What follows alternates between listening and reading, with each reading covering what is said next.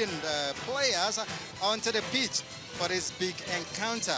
The Nigeria, it doesn't really come bigger than this because whatever these two teams meet, it's nearly 30 months since Heartland defeated Enyimba in any competition. But when it comes to the battle of today, everyone is expecting a whole lot. The fans of Heartland, they are expectant. There might have been a little bit of intimidation coming from the fans of Enyimba International, who drummed all the way into the stadium, while the Heartland Organized Supporters Club were just seated there in the stands waiting for it to happen. The players are the traditional handshake and happening here at this moment. Also having a handshake with the referees also, and a whole lot is expected in this big encounter today. The referee for this great encounter, and of course, whole lot to expect. 30 months. Heartland has not defeated Enyimba on this ground, neither anywhere else. But today, a whole lot to be expected. 30 months. Can they get it today, Kelechi? Well, based on current form, it doesn't look likely, and with the intimidating presence of the Enyimba supporters, they've been drumming away since the containing Heartland attack for it so far. Here comes Osas. A chance for a left-footed cross into the box ahead. And this one, what a shot there. Getting to run away from the home side. The chance can come now. Can they shoot? It does shoot, it's a goal!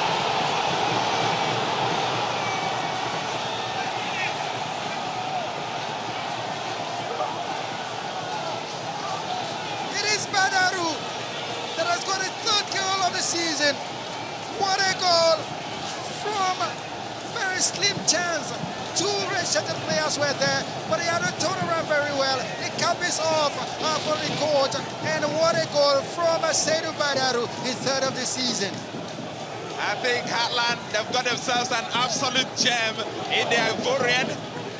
Notched the equalizer against Kaduna United, scored the equalizer last week against Nembe City Nomoko, and today, how about that for a striker's finish? Sets himself up and look at that finish. Nothing Paul Godwin could do there.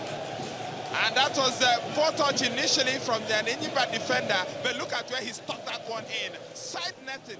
All right, that was a very dramatic game played at the Danayam Stadium, and it was settled by a foreigner. It was a derby between two brothers, but it was a foreigner that settled scores. Seydou Badaru is third of the season. What a finish. Let me tell you a little story around what happened. Heartland have not won a game this season. No. They've been playing draws, and a prophet prophesied that they were going to go 12 games because they were owing him some money, that they were going to go 12 home games before winning. So there was a vigil at that stadium on the eve of the game. So have they paid the prophet? There was a vigil at that stadium to cancel that prophecy. And that was the goal that came in the 87th minute. Well, which God is that prophet? Which one is it? But that was a dramatic game. Oh, yeah. Dramatic game. I'm just particularly happy for Heartland that they finally got a win. Their problems have been well And it came against their brothers. Their biggest rivals in the southeast. Their problems have been well documented. A lot of people have said that if Imo State government is not interested in funding a league club again, they should hands off. But I mean, they can only attract what they sow. And if they can attract a new sponsor, it will by improved performances. Nobody's going to put their money into a bad product. But it's good to see them finally get a win. Kelechi Emetuela has been hardworking and has been consistent in saying that his team, it's something will break for their team finally. We'll talk more and show you the results of games over the weekend. But let's just touch up on what was in good news for Nigeria over the weekend. We'll take that out of the way, and then we'll bring you updates around the Globe Premier League. This weekend wasn't good. Wasn't good for Nigerian clubs on the continent. We had only one team surviving going into the weekend. That was Bayelsa United. But believe it or not, 2 goals down from the first leg against Seaway Sports of Cote d'Ivoire. We felt that they had enough in them to get not just 2 goals, get more than 2 goals and go through to the morning spinning group phase of the CAF Confederations Cup. It didn't happen. In fact, what happened was that Bayelsa lost at home 0-1 to crash out 0-3 on goals aggregate. That completing Nigerian blackout once again in CAF Continental competition. Last year, we didn't have any team at the group phase. This year, we followed in that line. No Nigerian club in the group phase of the CAF Champions League or the CAF Confederations Cup. Blackout it was for Nigerian team. I'm not surprised. Let's go at the results of Continental Games played over, I beg your pardon, Globe Premier League matches. Match day 9 results. Gombe United 1-0 over Kaduna United, over troubled Kaduna United. Nasarawa United 2-1 over Dolphins. Dolphins seen red 2 times in that game. They ended the game with 9 men. Aqua United and Sunshine, this for me was one of the results of the week. Aqua United is a difficult place to play and get any result because they are so rampant at home. Sunshine went there, went ahead, were pegged back, went ahead again, and were pegged back at 9 minutes. Good result for Sunshine on the road. They went to Pillars, got 2-2. They went to Oyo, got 2-2. These results will count for something towards the end of the season. Lobi, 2-0 over Kano Pillars in Katsinala. Then this was the result of the week. Abia Warriors losing at home to Warri Wolves. Austin Amutu, the game was live on TV.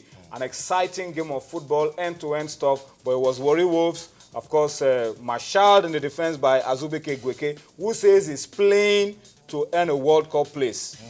I mean, he was heading away anything that was thrown at him. Boulders, billy goats. If he had thrown a rock at houses. If he had thrown a rock at Azubike in that game, he would have cleared it with his head. Boulders, billy goats, everything. Cattle, cars, anything he was heading. It was a bus stop. Crown and Nembe, dramatic game in Ibadan. Because Crown had a late penalty and they threw it away. But Nembe picking a result on the road. They drew at home the other day. They went on the road and got the result. That's what I like to see. So congratulations, Nembe, for picking a point on the road for Crown. That means more work to be done. Sharks on top of the log. 2 penalty goals by Danladi Issa, one of the most talked about goalkeepers this season. Agile, big, brave goalkeeper of Sharks. And now goal-scoring goalkeeper as well. In that one as well. And of course, we showed you Atland and Eyiba. Look at the goal. Austin Amutu capitalizing on a mistake by Wasiu Showemimo and the goalkeeper of Abia Warriors, and he finished off brilliantly. Miscommunication. Beautiful goal. This guy was a thorn in the flesh of Warri Wolves all through the game. And he looks and he says, silence everyone. And then he can do that because he knows that game is on television. And the interesting thing is that they lost the penalty. That's the point I'm trying to make. Officiating is really improving. Was it the TV? The best officiated matches are the ones that you see on TV. But today we've also seen games that even if it's on TV or not, the home teams they can't to win because they know they are playing. Look at the way he charged. Look at the way he charged down. And he capitalized on that. And for the sort of experience Wasiu and Showemimo has even playing for the Super Eagles setup, he shouldn't have made such a mistake. Let's not forget to also explain that away win makes it the 5th away victory of this season, which for me is newsworthy. It's just match day 9, and we've seen 5 away wins in the Nigerian Premier League. Rapture is closed. No, it happens. There was a season we had over 20. MPFL? We had 21 seasons. So things are changing in the Globe Premier League. All right, let's step down and talk about the National League very quickly and just fill you in with the results of matches in the National League. Let's start from Division A. Kwara went goal crazy. 5-0. The other day they played at home. They were scoring goals like it was for fun. 5-0 against Spotlight. Sokoto 1-0 over Plateau United. Kogi 2-0 over Adamawa. I'm told that the coach of Kogi, Fatai Osho, is been suspended. I don't know what for. DSS lost at home 0-1 to Wiki. Remember, they are playing behind closed doors. Mighty Jets beat Tornadoes 1-0. Nigeria Prisons and Jigawa played out 1-1. At the end of the game, we were told that an official was touched. But then the NLS said they will get to the root of it and get out the results. Then Division B, Gabros 1-0 over 3SC. ABS 2-1 over Gateway. Aqua Starlet 1-0 over Abia Warriors. Unisem 1-0 over Prime. Remo Stars 1-0 over Insurance. COD 1-0 over Go Round in the Division B. And I think there was one more result. Ekiti United and MFM 1-1. MFM, Stationary Stores also losing 2-1 to First Bank at the Agege Stadium. MFM going on the road and picking a point once again underlines how good that team has become. Let's talk about the women. Sisi is not on the show tonight, but Sisi left us with the results of the Nigeria Women Premier League. And he says, you guys can't just talk about men's football and not talk about the women. So let's see the results from the Women League, if we can get it very quickly. Confluence Queens, truly at home, 3-0 over Sunshine Queens. Taraba Queens, 1-0 over Adamawa Queens. Edo Queens, 1-0 over Bayelsa Queens. Delta Queens, 1-0 over Oshun Babes. And Ibom Angels, 2-1 over Nasarawa Amazons. Pelican Stars and Rivers Angels postponed. Why? Maybe when City comes on Wednesday, she'll tell us why. But I think it has to do with the fact that national team players in both teams are so many that they apply that look, we cannot play. The star game. Star game will have been the star game. All right, let's talk a little bit of basketball on the program tonight and give you results from the DSTV Premier Basketball League as well. Femi is not on the show tonight, but he also sent us the result. These guys want us to update everybody per second. Yeah, Atlantic Conference, Islanders 65-51 over Police Baton. Union Bank 73-60 over Customs. Oluyole Warriors, wow, what a game. 75-70 over Royal Opas. And then Falcons lost at home 64-76 to Dodan Warriors. In the Savannah Conference, Canopilas, untouchable. It was a whitewash, 90-56 over Immigration. Kada Stars 76-55 over Bauchi Nets. Plateau Peaks 63-40 over Niger Porters, and Gombe Bulls in the game of the weekend, 4-point win over Mark Mentors. Gombe Bulls really showing quality, top quality stuff. Before we wrap up the show, let's talk about corporate bodies. They had the Remita Corporate Champions Cup final over the weekend at the Unicon Stadium. The final match saw Skybank beating the Desalad by a goal to nil. And of course, third place going to Nestle. They beat BPZ Cousins 2-1 as well in the third place. These are the results for you of games and the Remita Corporate Champions Cup. Tunde, before I end the show, we're going to be ending the show by bringing you highlights of Liverpool. Tunde doesn't want to see the game again, but we're going to be showing you highlights of that game. But before we close with the highlights of that game, Austin, Champions League tomorrow, semi-final matches, first leg, 0-0 between Chelsea and Atletico Madrid. They are playing on Wednesday. But tomorrow is the big one. Bayern at home to Real Madrid. Bayern with an advantage 1-0 from the first leg. Everything to play for. No, Real Madrid with the advantage, 1-0 in the first leg, and Bayern Munich. No team has won the UEFA Champions League back to back. I'm a newsman. I like news. I'd like to see Bayern Munich break that. But I have this soft spot for Atletico Madrid. They don't deserve to come this far and then go off the championship. Anyway, we'll find out more about that tomorrow. But tomorrow, Bayern, Real, massive game. And then on Wednesday, Chelsea against Atletico Madrid. Like it or not, will you take a bet against Mourinho today?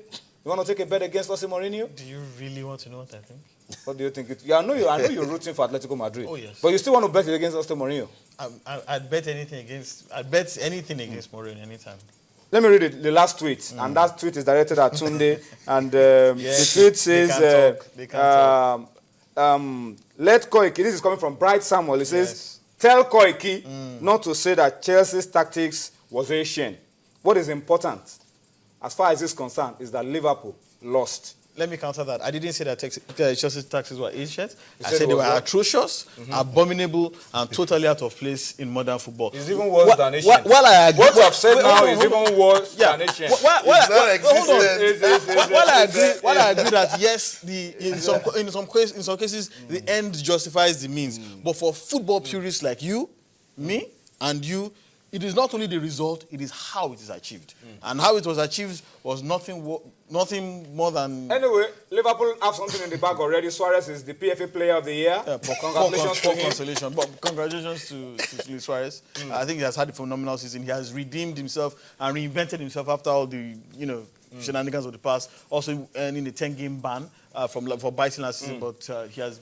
I think he speaks volumes of him if his fellow players, especially those who he played against, feel he's the best and vote for him.